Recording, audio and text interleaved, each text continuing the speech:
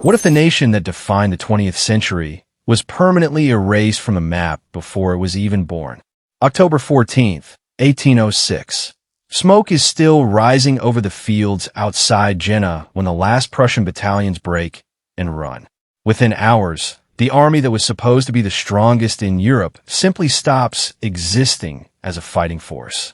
Napoleon doesn't just win the battle.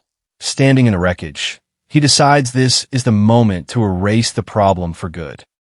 And a decade later, the victorious powers of Europe don't rebuild the map.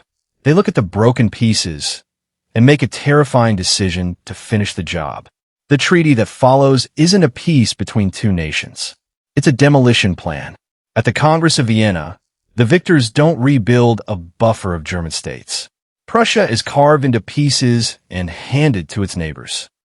Rhineland provinces go to France outright. Saxony and Bavaria become Austrian administrative territories. The northern coastline goes to Denmark, and the eastern half of Prussia itself is absorbed into the Russian Empire as a new border province.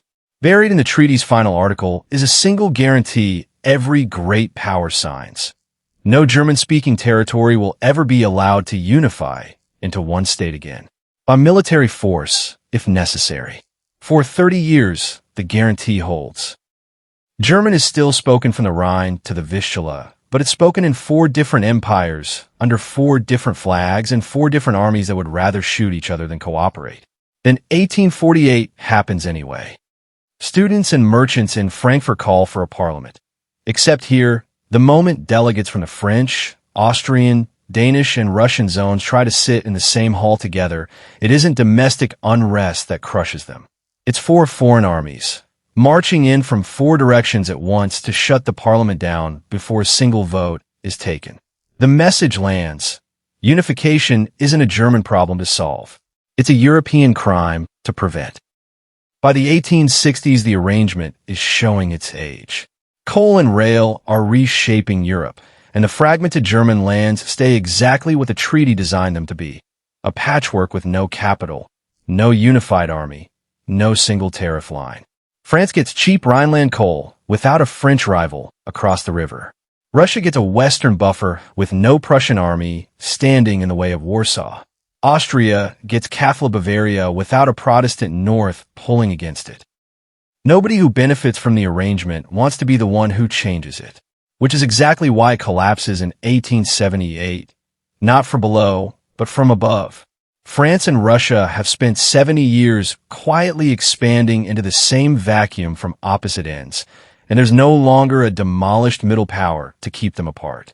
There's just less and less space between a French garrison in Cologne and a Russian one in Königsberg. When a border dispute over rail rights through Saxony spirals in 3 weeks from a diplomatic note to mobilization orders, both empires discover the same problem at once. The territory they've spent decades administering was never built to fight a war through. There are 4 different rail gauges where a national network should be. There's no unified conscription roll, no single arms industry, no factories that were ever allowed to scale past what one province needed. Both sides are trying to fight a modern war through a region deliberately kept pre-industrial by a treaty for 2 generations. The war that follows isn't fast.